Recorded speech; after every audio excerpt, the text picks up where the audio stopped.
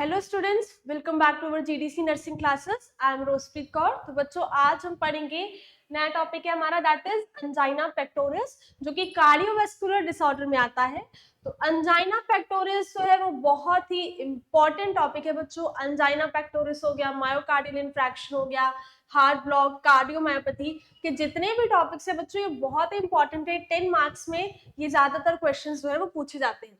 तो angina pectoris is very very important, बहुत ही very important question है आपका, वेरी इंपॉर्टेंट। 10 मार्क्स में, 5 मार्क्स में ज्यादातर ये क्वेश्चन जो है वो आपसे पूछा जाता है थ्योरेटिकल एग्जाम में। और एंजाइना पेक्टोरिस होता क्या है, तो ये आज हम पढ़ेंगे कि एंजाइना पेक्टोरिस क्यों होता है, क्या होता है, कैसे होता है, हर चीज हम बहुत ही अच्छे से डिटेल में पढ़ेंगे।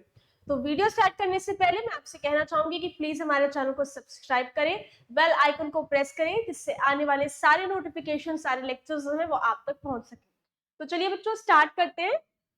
तो एंजाइना पेक्टोरिस बहुत सारी डिजीज कंडीशन पढ़ाते समय कुछ साइन एंड सिम्टम्स में एंजाइना पेक्टोरिस आया होगा, तो मैंने आपको बताया होगा कि angina pectoris is also known as बच्चे चेस्ट पेन। इसको हम क्या बोलते हैं? Chest pain. अभी चेस्ट पेन यानी कि एंजाइना पेक्टोरिस हर हार्ट कंडीशन का या फिर हर हार्ट डिसऑर्डर का क्या है? एक मेन साइन एंड सिम्टम है। मैंने आपको बहुत बार बताया कि अगर आपको किसी भी तरीके की कोई भी हार्ट कंडीशन है, कोई भी हार्ट डिसऑर्डर है, कार्डियोवैस्कुलर सिस्टम में कोई भी प्रॉब्लम आपके है, तो सबसे पहले आपको क्या होगा? दो चीजें होती हैं। एक होता है हमारा चेस्ट पेन यानी कि एंजाइना पेक्टोरिस, और दूसरा होता है शॉर्टनेस ऑफ ब्रीथ यानी कि डिस्निया। ये दोनों ही सिम्टम्स जो है वो बहुत कॉमन है इन एनी हार्ट कंडीशन। तो तभी आज हम यहाँ पर बात करेंगे एंजाइना पेक्टोरिस की। तो चलिए बच्चों, स्टार्ट करते हैं हम इंट्रोडक्शन से कि एंजाइना पेक्टोरिस क्या होता है।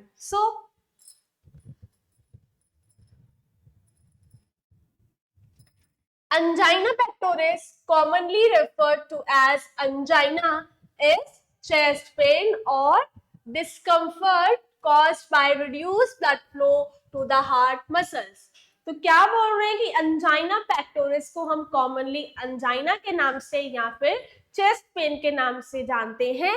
और इसमें क्या होता है कि डिस्कम्फर्ट, बहुत ज्यादा डिस्कम्फर्ट फील होता है। वो क्यों होता है? क्योंकि यहाँ पर reduce blood flow to the heart muscles, क्योंकि हार्ट मसल्स तक जो ब्लड फ्लो है बच्चे वो कम हो जाता है। It is often a symptom of coronary artery disease where the arteries supplying the heart become narrowed or blocked, limiting oxygen delivery. तो यहाँ पर बोल रहे हैं कि ये जो होता है ये किसका सिम्टम होता है? किसी भी कोरोनरी आर्टरी डिजीज का। फॉर एग्जाम्पल, जैसा कि कोरोनरी आर्टरी डिजीज में मेनली जो है वो कोरोनरी एथेरोस्क्लेरोसिस नाम की जो कंडीशन है वो आती है। तो मैंने आपको बहुत बार बताया बच्चे कि कोरोनरी एथेरोस्क्लेरोसिस में क्या होता है कि यहाँ पर जो हमारी आर्टरीज या जो वेन्स होती हैं उनमें प्लेक का फॉर्मेशन हो जाता है। अब ये जो प्लेक होती है वो किससे फॉर्म होती है? लिपिड से, प्रोटीन से और कोलेस्ट्रॉल से ये फॉर्म होती है। अब जब आर्टरी और वेन्स में क्या होगा कि प्लेक फॉर्मेशन हो जाएगा तो प्रॉपर ब्लड सप्लाई या फिर ब्लड को प्रॉपर जो है रास्ता नहीं मिलेगा ट्रैवल करने के लिए। तो इसीलिए बोलते हैं कि चेस्ट पेन जो है वो सिम्टम है किसका? कोरोनरी आर्टरी डिजीज का, जहां पर आर्टरीज जो है वो सप्लाई नहीं कर पाती है हार्ट को ब्लड, और क्या होती है? नैरो हो जाती है। किसकी वजह से? नैरो होने की वजह से या फिर ब्लॉक होने की वजह से, और इसकी वजह से प्रॉपर ऑक्सीजन जो है वो भी डिलीवरी नहीं हो पाती, क्योंकि ब्लड के थ्रू ही हमारी पूरी बॉडी में बच्चे ऑक्सीजन जो है वो ट्रैवल और डिलीवर हर ऑर्गन में होती है।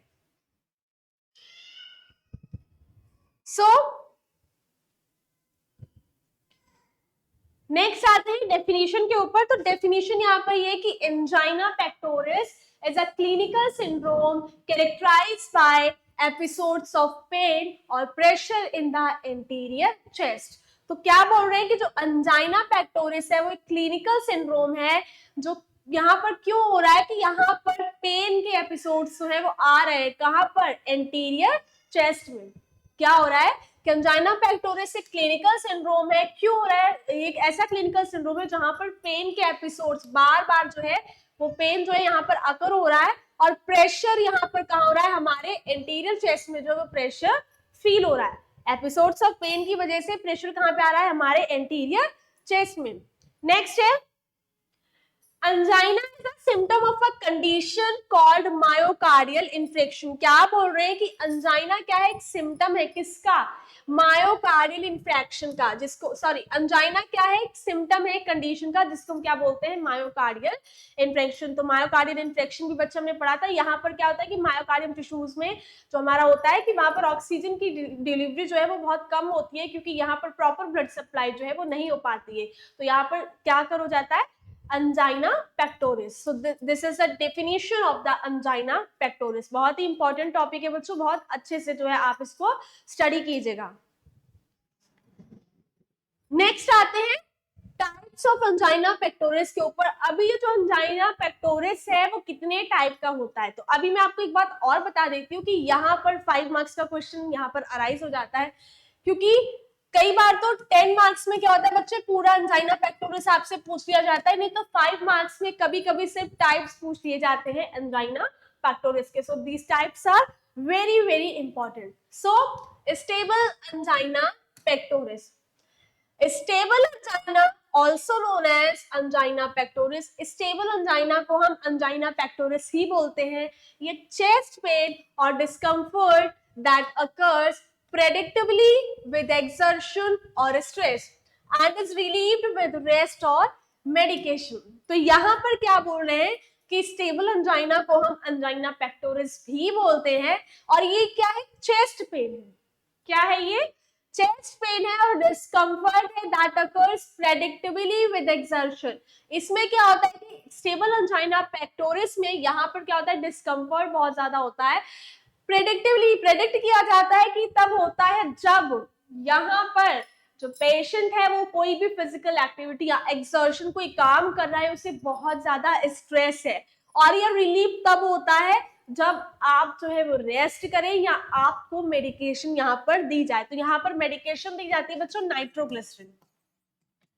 नाइट्रोग्लिसरीन मेडिकेशन जो है वो हम यहाँ पर देते हैं under the tongue.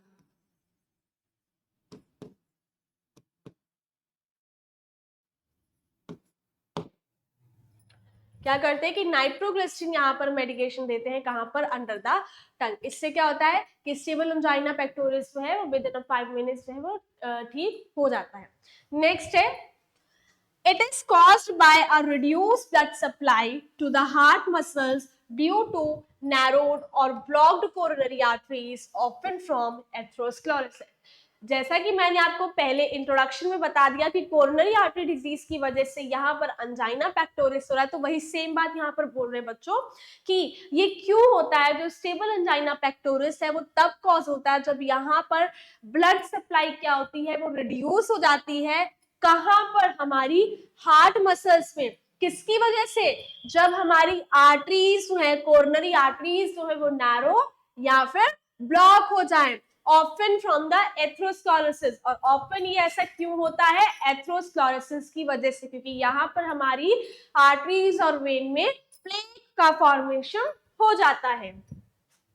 This temporary pain or discomfort is a symptom of coronary artery disease। ये जो पेन होता है वो टेम्पररी पेन होता है, और डिस्कम्फर्ट होता है इसमें टेम्पररी बेसिस पर, और ये किसका सिम्टम है, कोरोनरी आर्टरी डिजीज का ये सिम्टम है। नेक्स्ट है हमारा अनस्टेबल angina pectoris। तो यहाँ पर क्या बोल रहे हैं कि unstable angina is a type of chest pain or angina pectoris that is characterized by chest discomfort, often at rest or with minimal exertion that is new, increasing in severity or longer lasting than previously experienced। तो यहाँ पर बोल रहे हैं कि unstable angina एक type का chest pain है, मतलब चेस्ट पेन और angina pectoris का जो है वो टाइप है, that is characterised by chest discomfort. जो किसकी वजह से हो रहा है, क्योंकि यहाँ पर चेस्ट डिस्कम्फर्ट की वजह से ऐसा हो रहा है। ऑफन ये जो चेस्ट डिस्कम्फर्ट है वो रेस्ट करने के टाइम पर और मिनिमल एक्सर्शन के टाइम पर हो रहा है। स्टेबल angina pectoris में हमने पढ़ा था कि एक्सर्शन और स्ट्रेस की वजह से हो रहा है, लेकिन ये रिलीफ हो रहा है कब, जब हम रेस्ट कर रहे हैं। लेकिन अनस्टेबल एंजाइना रेस्टिंग पीरियड में सही नहीं होता है, बल्कि आप अगर रेस्ट कर रहे हैं या लाई डाउन है तो ये जो पेन है, ये जो अनस्टेबल एंजाइना पेक्टोरिस है, ये सीवियर हो जाता है। Minimal exertion that is new, increasing in severity, इसकी जो सीवियरिटी है बच्चे वो इंक्रीज हो जाती है और longer lasting than previously experienced, और ये स्टेबल एंजाइना से बहुत ज्यादा लंबे समय तक रहता है। It is considered a medical emergency because it can lead to a heart attack. Unstable angina pectoris को हम कैसे कंसीडर करते हैं कि एक तरीके का बहुत ही इमरजेंसी मेडिकल कंडीशन है, और इससे क्या हो सकता है, ये मेडिकल इमरजेंसी इसीलिए है क्योंकि यहाँ पर हार्ट अटैक के चांसेस जो है वो ज्यादा हैं, तो इसीलिए जो है ये बहुत ज्यादा सीरियस है। तो it is this is all about the unstable angina pectoris. Next है Prinzmetal angina pectoris. Prinzmetal angina also known as variant angina और वेसोस्पास्टिक एंजाइना। तो यहाँ पर बोल रहे हैं कि जो हमारा प्रिंसमेटल एंजाइना है उसको हम वेरिएंट एंजाइना और वेसोस्पास्टिक एंजाइना भी बोलते हैं। ये क्या है, it is a type of angina pectoris characterised by chest pain और discomfort caused by spasm of the coronary arteries. तो यहाँ पर बोल रहे हैं कि ये जो चेस्ट पेन, ये किसकी एंजाइना पेक्टोरिस जो है वो कैरेक्टराइज्ड बाय चेस्ट पेन, मतलब इसका कैरेक्टरिस्टिक क्या है, चेस्ट पेन होता है ये, और डिस्कम्फर्ट इसमें होता है किसकी वजह से, क्योंकि यहाँ पर हमारी जो कोरोनरी आर्टरीज है बच्चों उसमें स्पाज्म होता है, तो इसी स्पाज्म की वजह से यहाँ पर चेस्ट पेन और डिस्कम्फर्ट जो है वो अराइज होता है। Unlike stable angina, which is typically triggered by exertion, Prinzmetal angina can occur at rest, often during the night or early morning. तो यहाँ पर बोल रहे हैं कि अंजाइना स्टेबल अंजाइना की तरह ये भी एक्सर्शन के थ्रू ही होता है, लेकिन इसमें एक और खासियत है कि ये रेस्ट पीरियड टाइम पर ही अकर होगा। बोल रहे हैं कि जहां पर स्टेबल एंजाइना जो था वो ट्रिगर्ड हो रहा था किसके थ्रू, जब एक्सरसाइज हम कर रहे हैं या कोई वर्क कर रहे हैं तब जो है वो स्टेबल एंजाइना अकर हो रहा था। लेकिन जो प्रिंसमेटल एंजाइना पेक्टोरिस है, इसमें खास बात ये है कि रेस्ट जब आप कर रहे होंगे तब ये पेन जो है वो अकर होगा, ऑफ्टन ड्यूरिंग द नाइट और अर्ली इन द मॉर्निंग। अभी हम आराम जो है वो कब करते हैं, नाइट में या फिर अर्ली इन द मॉर्निंग में हम सो रहे होते हैं, तो उसी टाइम पर ये जो पेन है बच्चे वो अकर होगा। These spasms temporarily reduce blood flow to the heart muscles, leading to characteristic chest pain. ये जो स्पाज्म मतलब जो कोरोनरी स्पाज्म होता है, ये टेम्पररी बेसिस पे बच्चे क्या करते हैं कि ब्लड फ्लो को रिड्यूस कर देते हैं, और इसी ब्लड फ्लो रिड्यूस होने की वजह से प्रॉपर ब्लड जो है वो हार्ट मसल्स तक नहीं पहुंच पाता है। जो प्रॉपर जो ब्लड है वो हार्ट मसल्स तक नहीं पहुंच पाएगा, तो यहाँ पर चेस्ट पेन जो है वो बच्चे अराइज हो जाएगा। So this is all about the Prinzmetal angina pectoris. Types जो है बच्चों वो बहुत ही इंपॉर्टेंट है, बहुत ही इंपॉर्टेंट, तो तीनों टाइप्स जो है वो आपको पता होने चाहिए। नेक्स्ट आते हैं बच्चों कॉजेस एंड रिस्क फैक्टर्स के ऊपर कि अभी ये जो एंजाइना पेक्टोरिस है वो क्यों अकर हो रहा है, इसका रीजन क्या है, कौन से ऐसे कारण है जिसकी वजह से एंजाइना पेक्टोरिस यानी कि चेस्ट पेन जो है वो हो रहा है। तो फर्स्ट है हमारा एज। तो एज फैक्टर जो है बच्चे वो यहाँ पर बहुत ज्यादा मतलब क्या करते हैं कि इम्पोर्टेंट हो जाता है, क्योंकि जैसे जैसे इंक्रीज हमारी एज होती रहेगी तो वहां पर हार्ट कंडीशंस जो है वो अराइज होने के चांसेस होते रहेंगे। अभी किसी भी तरह का हार्ट कंडीशन क्या लीड करेगा, एंजाइना पेक्टोरिस। तो एज यहाँ पर मेन कॉज है किसका, एंजाइना पेक्टोरिस का। एथेरोस्क्लेरोसिस, किसी भी तरह का कोरोनरी आर्टरी डिजीज, हमने स्टार्टिंग में ही पढ़ा है इसको। तो एथेरोस्क्लेरोसिस एक कोरोनरी आर्टरी डिजीज है, तो हमने पढ़ा था कि कोरोनरी आर्टरी डिजीज की वजह से भी यहाँ पर हमें क्या हो सकता है, एंजाइना पेक्टोरिस हो सकता है। अगर आप स्मोक कर रहे हैं, स्मोकिंग जो है वो ज्यादातर कंट्रीब्यूशन होता है किसके, हार्ट डिजीज होने के। तो अगर आप स्मोक कर रहे हैं तब भी आपको एंजाइना पेक्टोरिस होने का चांस है। आप बहुत ज्यादा ओबेज हैं, ओबेसिटी होने की वजह से कोलेस्ट्रॉल लेवल जो है वो बहुत ज्यादा इंक्रीज हो जाता है, वही कोलेस्ट्रॉल जो होता है वो एक्यूमुलेट होने लगता है हमारी आर्टरीज और वेन्स में, प्लेक फॉर्मेशन होता है और वो किसका रूप ले लेता है, एथेरोस्क्लेरोसिस का। तो हम जानते हैं कि कोरोनरी आर्टरी डिजीज की वजह से यहाँ पर एंजाइना पेक्टोरिस हो रहा है। इफ यू हैव डायबिटीज, अगर आप जो है वो डायबिटिक है तब भी आपको एंजाइना पेक्टोरिस होने का चांस है। हाई ब्लड प्रेशर यानी कि हाइपरटेंशन, तो यहाँ पर अगर आपका बीपी हाई है या बीपी हाई रहता है तो उस कंडीशन में भी हार्ट कंडीशंस होने का चांस है, तो एंजाइना पेक्टोरिस होगा। हाई कोलेस्ट्रॉल लेवल, जैसा कि मैंने आपको बताया कि ओबेसिटी में हाई कोलेस्ट्रॉल लेवल अगर आपका होगा तो it can lead to coronary artery disease, और ये क्या करेगा कि एंजाइना पेक्टोरिस कॉज करेगा। अगर आप बहुत ज्यादा हैवी मील ईट कर रहे हैं या फिर आपका जो लाइफ स्टाइल है वो कैसा है, सीडेंट्री, मतलब आप हमेशा सोते ही रहते हैं, बिल्कुल आलस से भरे हैं, तो ये सारे कॉजेस जो है वो क्या करते हैं बच्चे, एंजाइना पेक्टोरिस को लीड करते हैं, क्योंकि these all are the bad habits. ये बैड हैबिट्स क्या करती हैं, आपके हार्ट की कंडीशन को बहुत ज्यादा इफेक्ट करती हैं। नेक्स्ट है इमोशनली स्ट्रेस। तो यहाँ पर अगर आप बहुत ज्यादा स्ट्रेस्ड हैं, बहुत ज्यादा इमोशनली आप जो है वो तनाव में है, बहुत ज्यादा परेशान है, तो उस कंडीशन में भी यहाँ पर एंजाइना पेक्टोरिस होने का चांस है। किडनी डिजीज, तो मेनली हमने पढ़ा है कि किडनी डिजीज जो है वो क्या करती है कि हार्ट को, अगर आपको किसी भी तरह का कोई किडनी डिजीज है तो वो हार्ट को इफेक्ट जरूर करेगी। तो अगर आपको किडनी डिजीज है तो यहाँ पर हार्ट कंडीशन होगी और उसकी वजह से आपको चेस्ट पेन होगा। If you have any thyroid disease तो भी आपको यहाँ पर चेस्ट पेन यानी कि एंजाइना पेक्टोरिस होने का चांस है। पल्मोनरी हाइपरटेंशन, तो यहाँ पर पल्मोनरी हाइपरटेंशन की वजह से भी आपको एंजाइना पेक्टोरिस हो सकता है, प्लस हाइपरट्रोपिक इनलार्जमेंट। तो अभी आपको मैंने कार्डियोमायोपैथी पढ़ाया था तो उसमें मैंने हाइपरट्रोपिक इनलार्जमेंट के बारे में बताया था। तो अभी यहाँ पर हाइपरट्रोपिक जो है इनलार्जमेंट किसकी हो रही है, हाइपरट्रोपिक इनलार्जमेंट यहाँ पर किसकी हो रही है, तो यहाँ पर बच्चे हाइपरट्रोपिक इनलार्जमेंट तो नहीं होगा, हाइपरट्रोपिक का मतलब इनलार्जमेंट है, तो यहाँ पर हाइपरट्रोफिक क्या होगा, कार्डियोमायोपैथी। तो ये टाइप जो है मैंने आपको कार्डियोमायोपैथी में पढ़ाया था, तो इसका मतलब है कि इनलार्जमेंट ऑफ द हार्ट, क्या है, इनलार्जमेंट ऑफ द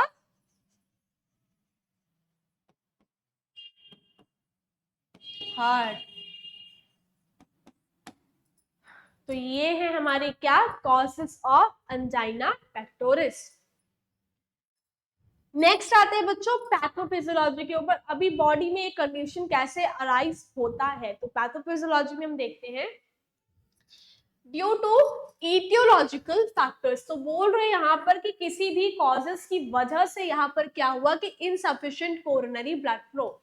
अब वो कॉजेस क्या हो सकते हैं, हमारे यहाँ पर कॉजेस हो सकते हैं atherosclerosis, age, smoking, alcohol, obesity, sedentary lifestyle, कुछ भी कोई भी कॉज की वजह से यहाँ पर इनसफिशिएंट कोरोनरी ब्लड फ्लो गया। अगर मान लीजिए एथेरोस्क्लेरोसिस ही है तो एथेरोस्क्लेरोसिस की वजह से मतलब प्लेक फॉर्मेशन होगा, आर्टरीज और वेन में प्रॉपर जो है वो पाथवे नहीं होगा ब्लड सप्लाई करने का, तो यहाँ पर कोरोनरी ब्लड फ्लो जो है वो प्रॉपर तरीके से नहीं हो पाएगा। अभी ब्लड फ्लो नहीं होगा, ब्लड के थ्रू ही तो हमारी पूरी बॉडी में क्या होता है, ऑक्सीजन ट्रैवल होती है।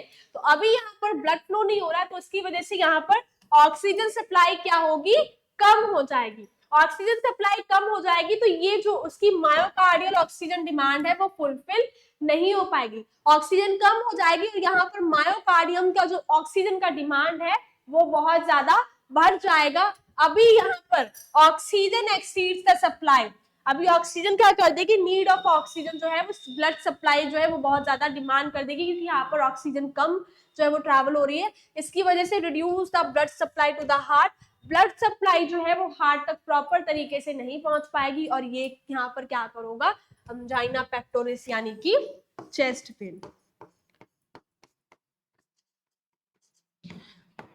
बहुत इजी सी यहाँ पर पैथोफिजियोलॉजी क्या बोला कि इटियोलॉजिकल फैक्टर की वजह से प्रॉपर ब्लड सप्लाई जो है कोरोनरी ब्लड फ्लो जो है वो नहीं हो पा रहा है, इसकी वजह से ऑक्सीजन सप्लाई कम हो गई है, मायोकार्डियल डिमांड जो है ऑक्सीजन की वो बढ़ गई है, ज्यादा ऑक्सीजन की डिमांड जो है उसकी वजह से यहाँ पर ब्लड सप्लाई जो कम हो गई। ब्लड सप्लाई कम होने की वजह से हमारा जो ब्लड सप्लाई का जो हार्ट में था, ब्लड सप्लाई जो जा रही थी वो यहाँ पर बहुत ज्यादा रिड्यूस होगी और it can leads to angina pectoris, और ये क्या करेगा, चेस्ट पेन कॉज कर देगा। सो अभी आते हैं बच्चे साइन एंड सिम्टम्स पे। तो अभी एंजाइना पेक्टोरिस पैथोफिजियोलॉजी हो गया, तो अभी पूरी प्रोसेस होने के बाद यहाँ पर अभी हमें साइन एंड सिम्टम्स जो है बच्चे वो शो होंगे। तो यहाँ पर साइन एंड सिम्टम्स क्या है किसके, एंजाइना पेक्टोरिस के। So hypoxia means lack of oxygen. तो हमने पढ़ा क्योंकि ऑक्सीजन जो है वो ट्रैवल नहीं हो पाई है, ब्लड के थ्रू ब्लड ही ट्रैवल नहीं होगा तो ऑक्सीजन कैसे ट्रैवल होगी। तो यहाँ पर सबसे पहले क्या होगा, हाइपोक्सिया होगा, मतलब लैक ऑफ ऑक्सीजन सप्लाई। तो ऑक्सीजन जो है वो हमें नहीं मिलेगी।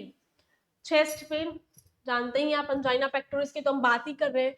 सेंसेशन ऑफ सबस्टर्नल हैवीनेस, अभी हमारा जो सब स्टर्नल चेस्ट में जो सब स्टर्नल एरिया, यहाँ पर हमें ऐसा सेंसेशन, ऐसा फीलिंग होगा कि चेस्ट एरिया हमारा बहुत हैवी सा, बहुत मतलब भरा भरा सा हैवीनेस है हमें चेस्ट एरिया पे लगेगी। स्क्वीजिंग, ऐसा लगेगा कि मतलब बहुत जकड़ गई है हमारी जो चेस्ट, एकदम स्क्वीज हो रही है, बहुत ज्यादा प्रेशर फील होगा, बहुत हैवीनेस जैसा लगेगा हमें हमारी चेस्ट के ऊपर, टाइटनिंग सी लगेगी, बर्निंग और aching across the chest, burning sensation होगा और दर्द होगा पूरी चेस्ट के around. The pain after spreads to the neck, jaw, arms, shoulder, throat, back और even the tail. अभी अगर ये जो पेन है वो सीवियर है तो ये स्प्रेड होगा, सबसे पहले ये जाएगा हमारी नेक में, नेक से होते हुए हमारी जॉ में जाएगा, जॉ से फिर ये कहा जाएगा हमारे आर्म्स में, आर्म से हमारे शोल्डर्स में, शोल्डर से बैक में, और सॉरी शोल्डर से थ्रॉट में, थ्रॉट से जाएगा बैक में, एंड देन ये हमारे टीथ तक ये अफेक्ट करेगा। इतना सीवियर पेन जो है एंजाइना पेक्टोरिस का होता है। The stable angina attack last from 2 to 15 minutes. अभी यहाँ पर बोले कि अगर आपको स्टेबल एंजाइना है तो ये जो स्टेबल एंजाइना है वो 2 से 15 मिनट तक रहता है। अभी इसमें क्या होता है एंजाइना पेक्टोरिस में, इनडाइजेशन। आप कोई भी चीज अगर खा रहे तो यहाँ पर क्या होगा, इनडाइजेशन होगा। आप कोई भी चीज खाएंगे तो वो डाइजेस्ट नहीं होगी, वीकनेस बहुत ज्यादा आपको महसूस होगी, आप बहुत ज्यादा कमजोर खुद को फील करेंगे, स्वेटिंग, बहुत ज्यादा आपको पसीना आएगा, पैलर मतलब कि येलोइश कलर हो जाएगा आपकी स्किन का, yellowish colour. Nausea and vomiting, इसी के साथ आपको नॉजिया और वॉमिटिंग भी होगा, plus cramping, cramping and shortness of breath. Cramping कहाँ की होगी बच्चे, एब्डोमिनल क्रैम्पिंग होगी, और यहाँ पर शॉर्टनेस ऑफ ब्रीथ मतलब डिस्निया। तो these all are the sign and symptoms किसके, एंजाइना पेक्टोरिस के। तो अगर एंजाइना पेक्टोरिस है तो ये सारे साइन एंड सिम्टम्स जो हैं वो हमें शो होंगे। नेक्स्ट आते हैं डायग्नोस्टिक इवैल्यूएशन के ऊपर। तो अभी हम एंजाइना पेक्टोरिस को कैसे डायग्नोस कर सकते हैं, कैसे कंफर्म कर सकते हैं कि पेशेंट को चेस्ट पेन ही हो रहा है। So history and physical examination.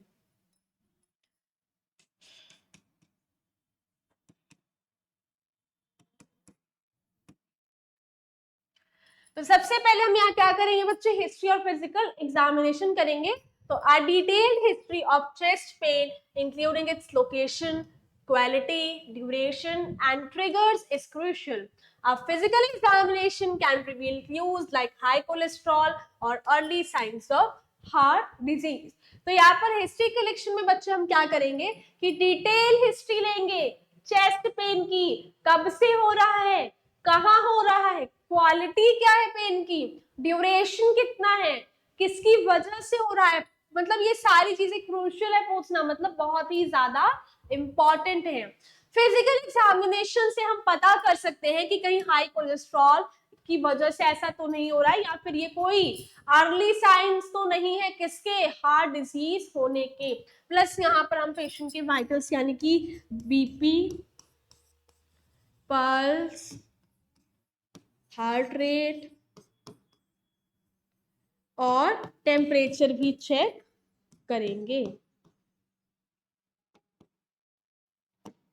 फिर आते हैं इलेक्ट्रोकार्डियोग्राम के ऊपर। तो अभी इलेक्ट्रोकार्डियोग्राम से भी हम एंजाइना पेक्टोरिस का पता कर सकते हैं। तो an ECG records the heart electrical activity and can identify abnormalities like ischemia or arrhythmias, particularly during or after an episode of angina.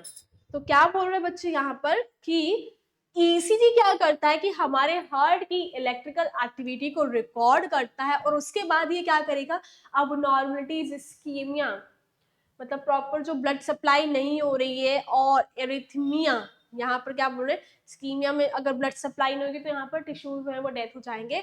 Arrhythmia कोई हार्ट रिदम में प्रॉब्लम तो नहीं है, पर्टिकुलरली कब, एपिसोड्स मतलब चेस्ट पेन के duration, मतलब कि बाद में या पहले तो ऐसी कोई एब्नॉर्मलिटी यहाँ पर शो नहीं होती है। सारी चीजें हम किस में देखेंगे, इलेक्ट्रोकार्डियोग्राम में, कब, इलेक्ट्रिकल एक्टिविटी को रिकॉर्ड करने के बाद, किसकी, हार्ट की। उसके बाद blood test can measure cardiac troponin levels. अब कार्डियक ट्रोपोनिन क्या है बच्चे, cardiac enzyme.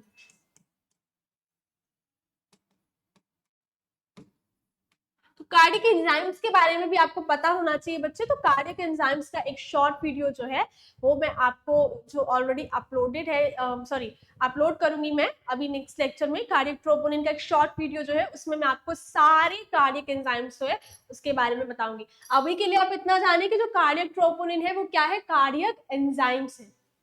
To differentiate between angina and a heart attack and assess for other risk factors like cholesterol levels। तो बोल रहे हैं कि ब्लड टेस्ट क्या करेगा कि कार्डियक ट्रोपोनिन लेवल को, यानी कि कार्डियक एंजाइम को यहाँ पर मेजर करेगा और डिफरेंशिएट करेगा कि ये अंजाइना या तो मतलब कि या तो सिर्फ चेस्ट पेन है या फिर ये हार्ट अटैक है।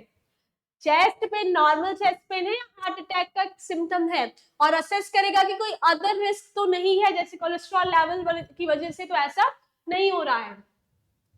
नेक्स्ट है echocardiogram. This ultrasound imaging of the heart can reveal structural abnormalities and assess heart function, particularly when used in conjunction with stress testing।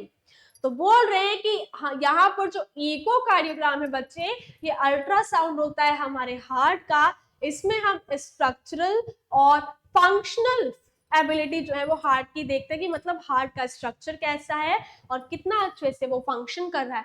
Particularly echocardiogram हम तब करते हैं, मतलब ज्यादातर अगर स्ट्रेस टेस्ट करें तो उस केस में हमें इकोकार्डियोग्राम जो है वो करना पड़ता है in the conjunction of the stress test. Cardiac CT, coronary computed tomography, angiography. तो यहाँ पर क्या बोल रहे हैं कि कार्डियक सीटी स्कैन भी करते हैं, मतलब कोरोनरी कंप्यूटेड टोमोग्राफी और एंजियोग्राफी जिसको हम बोलते हैं। तो यहाँ पर this imaging technique uses X rays to visualise the coronary arteries and assess for blockage. ये जो इमेजिंग टेस्ट है बच्चे, ये क्या करता है कि ये कैसा टेक्निक है जिसमें हम एक्स रेज का यूज करके विजुलाइज करते हैं कोरोनरी आर्टरीज को और असेस करते हैं कि कोई नैरो तो नहीं है और जो कोरोनरी आर्टरी या फिर कोरोनरी आर्टरी ब्लॉक तो नहीं है। ये सारी चीजें हम कार्डियक सीटी स्कैन के थ्रू कंफर्म कर सकते हैं। नेक्स्ट है coronary angiography. This invasive procedure uses a catheter to visualize the coronary arteries and identify areas of stenosis। अभी यहाँ पर क्या है कि ये जो मतलब प्रोसीजर है, इन्वेसिव प्रोसीजर है, मतलब इसमें थोड़ा पेनफुल प्रोसीजर है। तो ये क्या है कि इसमें हम कैथेटर का यूज करते हैं और कोरोनरी आर्टरीज को उसके थ्रू विजुलाइज करते हैं कि कोई स्टेनोसिस तो जो है वो नहीं है किसी आर्टरी में। स्टेनोसिस का मतलब बच्चे नैरोइंग।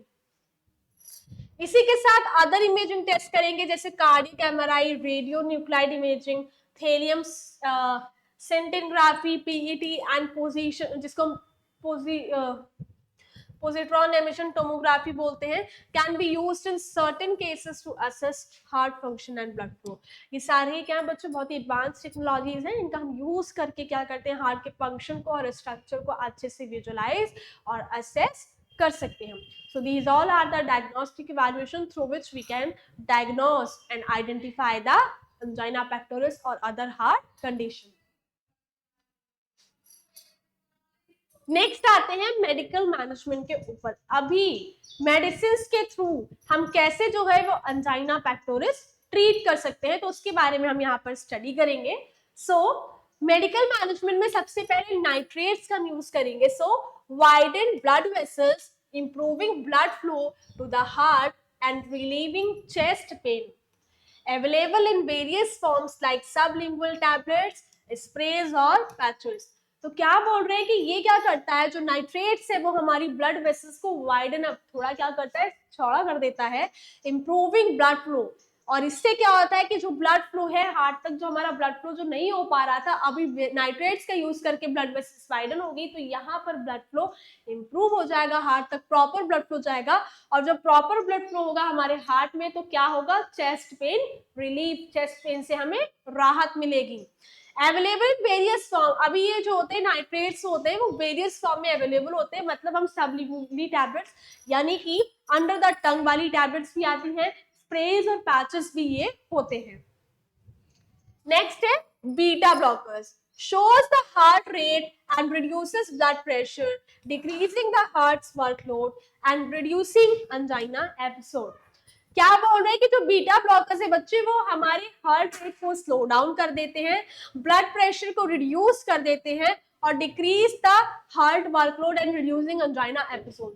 क्या करेंगे कि जो बीटा ब्लॉकर्स है वो हमारे हार्ट रेट को स्लो डाउन कर देंगे, ब्लड प्रेशर को भी ये यहाँ पर क्या करते हैं, रिड्यूस कर देते हैं।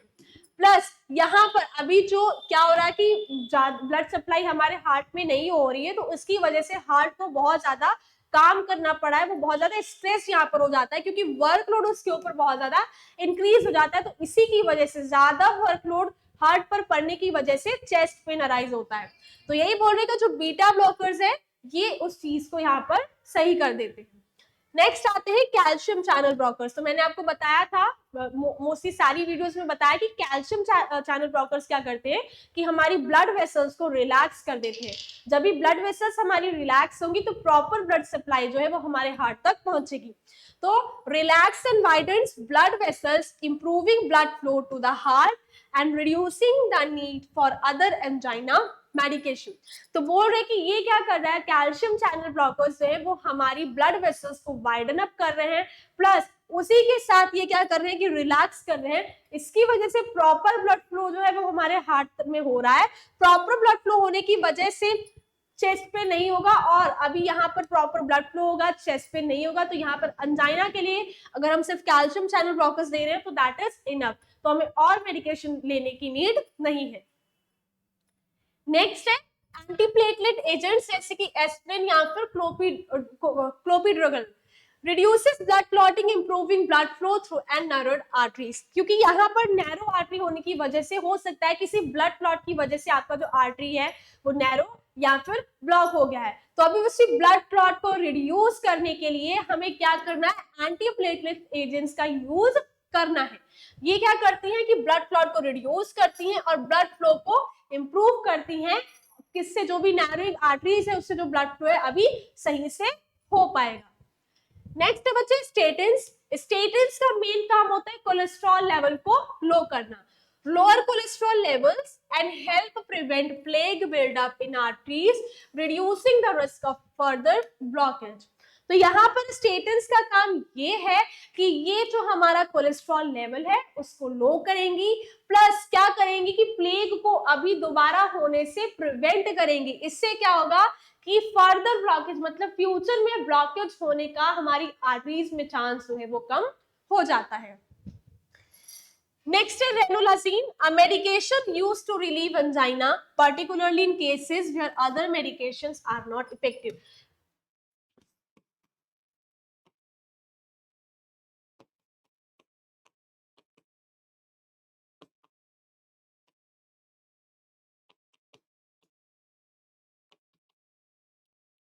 तो रेनोलाजीन बच्चे बहुत ही इफेक्टिव मेडिकेशन है और मोस्टली चेस्ट पेन, अगर किसी को हार्ट कंडीशन की वजह से यहाँ पर चेस्ट पेन हो रहा है तो रेनोलाजीन जो है वो दी जाती है।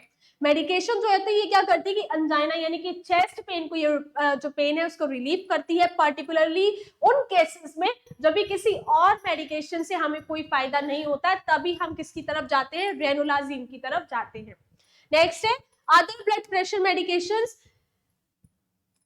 as ACE inhibitors and ARBs may be used to manage high blood pressure, which is often factor in angina. अभी high blood pressure की वजह से भी angina pectoris हो सकता है, तो उसके लिए हम कौन सा medication ACE inhibitors यहाँ पे ARBs medications का use करते हैं to treat the chest pain. So this is the medical management of the angina pectoris.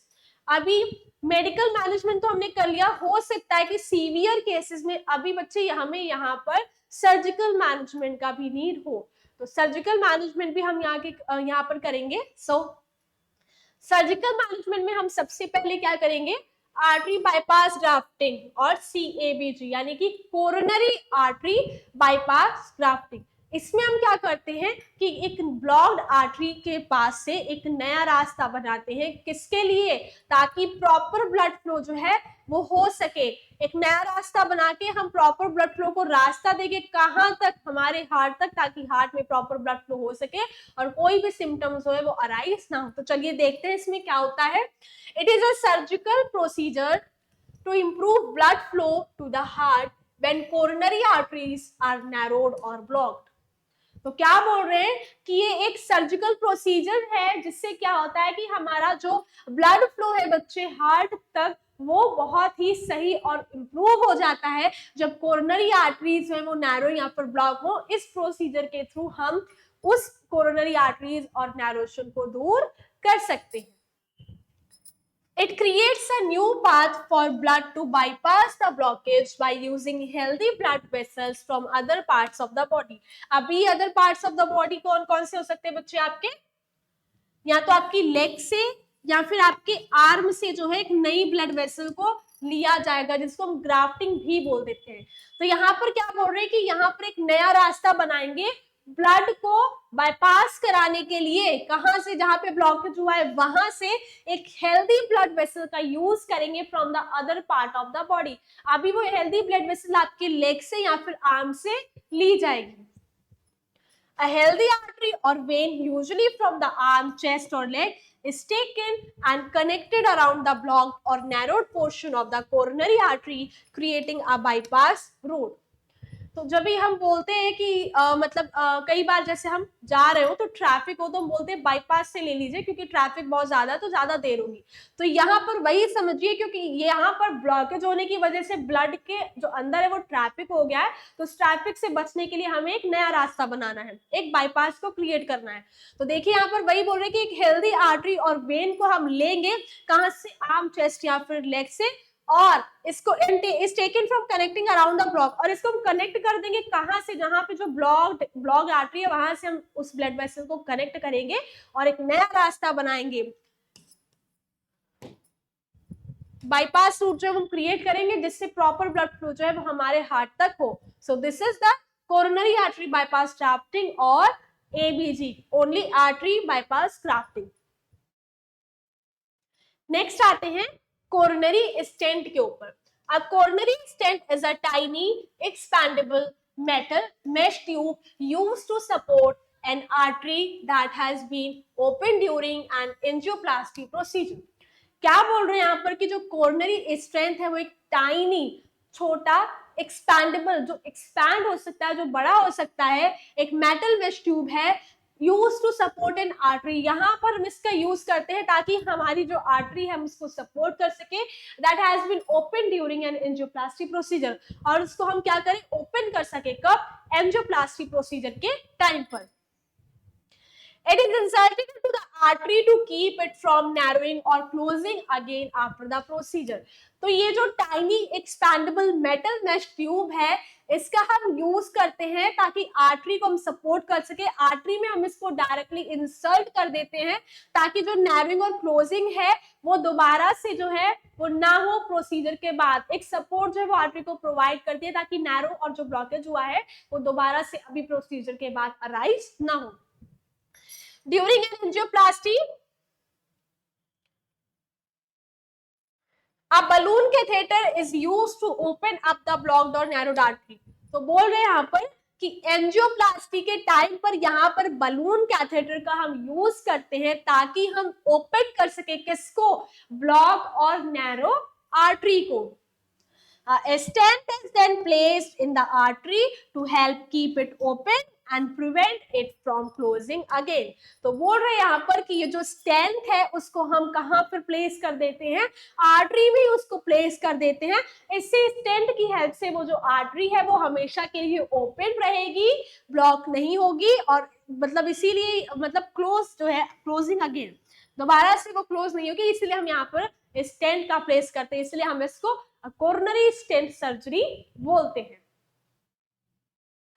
Next है परक्यूटेनियस ट्रांसल्यूमिनल कोरोनरी एंजियोप्लास्टी, जिसको हम बच्चे पीटीसीए के नाम से भी जानते हैं। तो percutaneous transluminal coronary angioplasty, also known as coronary angioplasty और balloon angioplasty, इसको हम सिर्फ कोरोनरी एंजियोप्लास्टी और बलून एंजियोप्लास्टी भी कहते हैं। It is a minimally invasive procedure to open blocked और नैरोड कोरोनरी आर्टरी। बहुत ही छोटा सा प्रोसीजर है, इन्वेसिव प्रोसीजर है, जिसका हम यूज करते हैं किस लिए, ताकि हम ब्लॉक्ड जो आर्टरी है, कोरोनरी आर्टरी है, उसको हम ओपन कर सकें। It is used to improve blood flow to the heart muscles by widening the arteries using a balloon attached to a catheter. तो यहाँ पर बोल रहे हैं कि इसमें हम क्या करते हैं, ब्लड फ्लो को इम्प्रूव करते हैं। अब ये जो ब्लड फ्लो है उसको इम्प्रूव करेंगे ताकि जो हार्ट मसल्स तक जो ब्लड है वो अच्छे से जाए।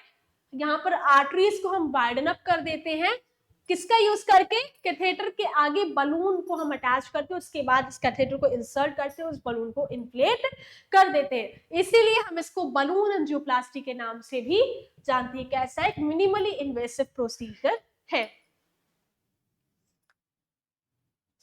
नेक्स्ट है हमारा percutaneous atherectomy. It is a minimally invasive procedure used to remove plaque buildup from within blood vessels, primarily arteries, to restore or improve blood flow. क्या बोल रहे हैं कि परक्यूटेनियस एथरेक्टमी भी एक मिनिमल इन्वेसिव प्रोसीजर है, इसका हम यूज करते हैं ताकि हम कोरोनरी आर्टरी से क्या कर सके बच्चे, प्लेक को रिमूव कर सके जो कि बिल्डअप हो गई है कहां पर, ब्लड वेसल्स में। प्राइमरली ज्यादातर ब्लड वेसल्स के कौन से हिस्से में, आर्टरीज में जो है वो, ये जो ज्यादा आर्टरीज को अफेक्ट करती है। इसका अब जो परक्यूटेनियस एथरेक्टमी में इसलिए करेंगे ताकि हम जो ब्लड फ्लो है उसको इम्प्रूव और रिस्टोर कर सकें। It involves using a specialized catheter to debulk plaque, offering a treatment option for peripheral artery disease (PAD) and coronary artery disease (CAD. तो बोल रहे हैं यहाँ पर कि ये क्या करता है कि इसमें हम स्पेशलाइज्ड कैथेटर का यूज करते हैं ताकि जो प्लेग इकट्ठा हुआ है उसको हम डीबल्क कर सके, मतलब हटा सके। और इसमें एक ट्रीटमेंट ऑप्शन होता है किसके लिए, पेरिफेरल आर्टरी डिजीज का, पीएडी का, और ये कोरोनरी आर्टरी डिजीज के लिए। पेरिफेरल आर्टरी डिजीज और कोरोनरी आर्टरी डिजीज के लिए परक्यूटेनियस एथरेक्टमी जो है वो प्रॉपर ट्रीटमेंट और बेस्ट ऑप्शन जो है वो है। सो ये this is all about the surgical management. तो यहाँ पर हमारा सर्जिकल मैनेजमेंट खत्म होता है। तो अभी हम आते हैं मेन पार्ट के ऊपर, हमारा नर्सिंग मैनेजमेंट, क्योंकि हम क्या पढ़ रहे हैं, nursing management with cardiovascular disorders. तो एज अ नर्स हम क्या नर्सिंग मैनेजमेंट जो है हम परफॉर्म करेंगे, कैसे हम हमारे पेशेंट को केयर जो है वो देंगे, तो वो हम यहाँ पर देखते हैं। तो नर्सिंग मैनेजमेंट में क्या करेंगे, monitor heart rate, blood pressure, respiratory rate and oxygen saturation. तो बोल रहे हैं यहाँ पर कि सबसे पहले एज अ नर्स हमारा काम है कि हम हार्ट रेट को मॉनिटर करें, पेशेंट के ब्लड प्रेशर को मॉनिटर करें, रेस्पिरेटरी रेट को मॉनिटर करें और ऑक्सीजन सैचुरेशन को यहाँ पर हम मॉनिटर करें। फिर है obtain and interpret ECG to assess for any changes indicative of myocardial ischemia or infarction। दूसरा बोल रहे कि यहाँ पर हम obtain करेंगे, मतलब ECG जो है उसको हम लेंगे, assess करेंगे कि कोई भी changes तो जो है वो ECG में नहीं आए हैं, इंडिकेटिव कहीं मायोकार्डियल इस्कीमिया और इंफ्रैक्शन को जो ECG है, ECG जो टेस्ट है वो इंडिकेट तो नहीं कर रहा। तो ये सारी चीजें भी हम मॉनिटर करेंगे। Continuously monitor oxygen saturation levels, especially in patients with severe angina or unstable angina। इसी के साथ हम क्या करेंगे कि कंटिन्यूअस मॉनिटर करेंगे किसको, ऑक्सीजन के सैचुरेशन को, ऑक्सीजन सैचुरेशन लेवल को, स्पेशली उन पेशेंट्स में जिनको सीवियर एंजाइना और अनस्टेबल एंजाइना है। नेक्स्ट है monitor the patient neurological status particularly in cases of unstable angina as a potential complication। तो बोल रहे हैं इसी के साथ कि हमें पेशेंट के न्यूरोलॉजिकल स्टेटस, उसके मेंटल स्टेटस को भी यहाँ पर हमें असेस करना है, पर्टिकुलरली उन केसेस में जिनको क्या है कि अनस्टेबल एंजाइना जो है, जिन पेशेंट्स को अनस्टेबल एंजाइना है, तो उन पेशेंट्स में हमें उनका न्यूरोलॉजिकल स्टेटस जो है वो भी असेस करना है, क्योंकि अनस्टेबल एंजाइना में न्यूरोलॉजिकल स्टेटस होना एक पोटेंशियल कॉम्प्लिकेशन है। So it is very important to assess the neurological status. Next आते हैं बच्चों यहाँ पर हम educate the patient about their medications including dosage, side effects and how to take them properly. इसी के साथ हम यहाँ पर पेशेंट को एजुकेट करेंगे, एजुकेट द पेशेंट, पेशेंट को एजुकेट करेंगे उसकी मेडिकेशन के रिगार्डिंग, क्या डोसेज, मतलब कितना डोसेज लेना है इसका, कितना साइड इफेक्ट है और कितना प्रॉपरली, मतलब कैसे प्रॉपर टाइम पे प्रॉपर रूट में आपको एडमिनिस्टर करना है, प्रॉपर तरीके से हम पेशेंट को यहाँ पर एजुकेट करेंगे। Encourage lifestyle changes such as smoking cessation, a healthy diet, weight management and regular exercise। इसी के साथ हमें यहाँ पर क्या करना है कि लाइफस्टाइल चेंजेस को इनकरेज करना है, मतलब कि पेशेंट अगर स्मोक कर रहा है, बैड लाइफस्टाइल, उसका एक्सरसाइज नहीं कर रहा है, मोटा है, ओबेज है, तो इसी लाइफस्टाइल चेंजेस को, उसके लाइफस्टाइल को चेंज करने के लिए हमें इनकरेज करना। उसे हम बताएंगे कि स्मोकिंग आप बंद करें, क्योंकि स्मोक करने से अभी आपकी हार्ट की हालत और ज्यादा खराब हो सकती है। हेल्दी डाइट आप ले, वेल बैलेंस डाइट ले, ज्यादा सैचुरेटेड ट्रांस फैट जो है वो आप ना लें, क्योंकि ऑलरेडी आपके अंदर कोलेस्ट्रॉल बिल्डअप है, इसी वजह से, प्लेग की वजह से ऐसा हुआ है, तो ज्यादा तला भुना खाना आप ना खाएं। प्रॉपर लाइट वेटेड जो है ग्रीन लीफी वेजिटेबल्स जो है आप ले। वेट मैनेजमेंट, अगर आप ओबेज हैं तो आप अपने वेट को मैनेज करें और रेगुलर एक्सरसाइज जो है वो आप करें। नेक्स्ट है teach the patient to recognize their triggers and how to avoid और मैनेज देम। इसी के साथ अभी सबसे पहले हम क्या करेंगे, रिकॉग्नाइज करेंगे कि ट्रिगर फैक्टर क्या है, किसकी वजह से पेशेंट को एंजाइना पेक्टोरस हो रहा है। तो अभी हमें पता लग गया कि शायद इसकी वजह से पेशेंट को ऐसा हुआ है, तो हम पेशेंट को बताएंगे कि आप उस चीज को कैसे अवॉइड करें, कैसे उसको मैनेज करें। अगर आप इस चीज को अवॉइड करेंगे तो इससे आपको ये तकलीफ दोबारा नहीं होगी। Educate the patient on when to seek immediate medical attention, particularly if experiencing severe or unexpected chest pain। इसी के साथ हम पेशेंट को बोलेंगे, एज अ नर्स पेशेंट को एजुकेट, प्रॉपर एजुकेशन देंगे कि कब आपको लगता है, कभी जो अगर आपको बहुत ज्यादा सीवियर, एक्सेसिव सीवियर और अनएक्सपेक्टेड अगर आपको चेस्ट पेन जो है वो स्टार्ट हो गया है, तो तुरंत ये क्या है, मेडिकल इमरजेंसी है, तुरंत आपको मेडिकल अटेंशन की नीड है। तो अगर आपके साथ ऐसा होता है कि आपको सीवियर चेस्ट पेन है या फिर अनएक्सपेक्टेड चेस्ट पेन यहाँ पर हुआ है, तो तुरंत के तुरंत जो है वो आप हॉस्पिटल आकर इसकी जांच कराएं, because it is a symptom of a medical attention. Next है encourage patient to keep a medication diary or use a pill box to ensure adherence to their medication regimen। इसी के साथ क्या बोल रहे हैं कि यहाँ पर इनकरेज करेंगे पेशेंट को कि आप अपना एक मेडिकेशन डायरी बना लें और एक पिल बॉक्स का यूज करिए, ताकि आपने जो मेडिकेशन रेजिमेंट आपने यूज किया आपको पता हो, आप भूल ना जाए। तो to ensure the adherence to their medication regimen. तो ये इस चीज के लिए भी हम पेशेंट को यहाँ पर क्या करेंगे, एजुकेशन जो है वो प्रोवाइड करेंगे और इनकरेज करेंगे। Emphasize the importance of regular follow-up appointments with the healthcare provider to monitor their condition and adjust the treatment plan as needed। इसी के साथ बच्चे क्या करेंगे, यहाँ पर हम कि इम्फसाइज मतलब कि बताएंगे किसके बारे में, कि रेगुलर फॉलोअप अपॉइंटमेंट्स आपके लिए बहुत जरूरी है। हेल्थ केयर प्रोवाइडर के पास आप आए और अपनी कंडीशन को मॉनिटर कराते रहे और इसी के हिसाब से हम आपका जो ट्रीटमेंट प्लान है उसको मेड करें, क्योंकि कितना इम्प्रूवमेंट आप में हुआ है, इम्प्रूवमेंट हुआ है कि नहीं हुआ है, ये सब चीजें देखने के लिए फॉलो अप आपका आना यहाँ पर जरूरी है। अगर इम्प्रूवमेंट हुआ है तो उसी के हिसाब से यहाँ पर मेडिकेशन चेंज की जाएंगी, ट्रीटमेंट चेंज किया जाएगा। तो इसीलिए बोल रहे हैं कि यहाँ पर आपका आना बहुत ज्यादा इंपॉर्टेंट है, मतलब फॉलो अप के लिए आना बहुत ज्यादा इंपॉर्टेंट है। Provide emotional support and reassurance to help patients manage anxiety related to angina and its treatment.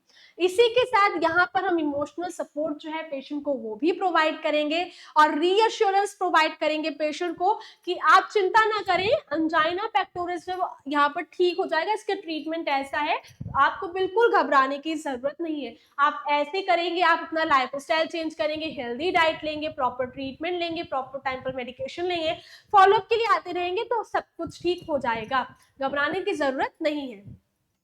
Proper emotional as well as psychological support patient को प्रोवाइड करना है। Encourage patients to explore stress reduction techniques like mindfulness, meditation और योगा। इसी के साथ हम patient को encourage करेंगे कि आप जो अपना स्ट्रेस लेवल है उसको रिड्यूस करें। तो स्ट्रेस को रिड्यूस करने के लिए बहुत सारी टेक्निक्स आती हैं, जैसे कि आप क्या करें, मेडिटेशन करें, योगा करें, बाहर आए जाएं, लोगों से मिले, अगर मतलब एज अपने एज ग्रुप के साथ आप बैठे उनसे बातें करें, शेयर करें अपने विचारों को, ठीक है। तो इन सब चीजों से क्या होगा कि आपका माइंड जो है वो डाइवर्ट होगा और आप जिस चीज का स्ट्रेस ले रहे हैं, आपको जिस भी चीज का स्ट्रेस है वो कम होगा। मेडिकेशन एंड योगा जो है वो बहुत ही यूजफुल होते हैं स्ट्रेस में। नेक्स्ट आते हैं बच्चे प्रिवेंशन के ऊपर। तो अभी हम यहाँ पर पढ़ेंगे कि हम कैसे प्रिवेंट कर सकते हैं, खुद को अंजाइना पेक्टोरिस होने से रोक सकते हैं। तो ये कुछ प्रिवेंटिव मेजर्स हैं, तो इसके थ्रू आप क्या कर सकते हैं, अपने हेल्दी लाइफस्टाइल को अपना कर आप अपनी हार्ट की हेल्दी लाइफ को मेंटेन कर सकते हैं। और इससे अगर आपका हार्ट मेंटेन रहेगा तो आपको किसी भी तरह का कोई भी चेस्ट पेन नहीं होगा। So heart healthy diet, focus on a diet rich in fruits, vegetables, whole grains and lean protein। तो यहाँ पर सबसे पहले क्या करना है कि आपको ऐसा डाइट लेना है, मैंने हर कंडीशन में आपको बताया था कि आप जो है बहुत अच्छे से याद रख सके। बोल रहे हैं कि यहाँ पर आपको ऐसी डाइट लेनी है जो फ्रूट्स, आपको fruit rich diet, vegetable, whole grains और जो लीन प्रोटीन्स वाली डाइट जो है वो आपको लेना है। सैचुरेटेड और ट्रांस फैट जो है वो आपको लिमिटेड लेना है, बहुत ज्यादा नहीं लेना है। सोडियम और एडेड शुगर वाला डाइट भी आपको ज्यादा नहीं लेना है। Consider a Mediterranean style diet which emphasize fish, fruits, vegetables and whole grains। तो मेडिटेरियन स्टाइल डाइट मतलब यहाँ पर बोल रहे हैं कि मेडिटेरियन मतलब सी फूड बच्चे जो होता है वो बहुत ही अच्छा होता है हमारी हार्ट के लिए, तो आप जो है वो भी लें, और जैसे कि फिश वगैरह हो गया है ना।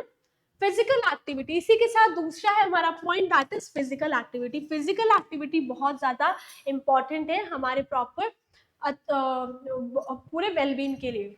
Engage in regular aerobic exercise such as walking, jogging or swimming to improve heart health and reduce risk factors।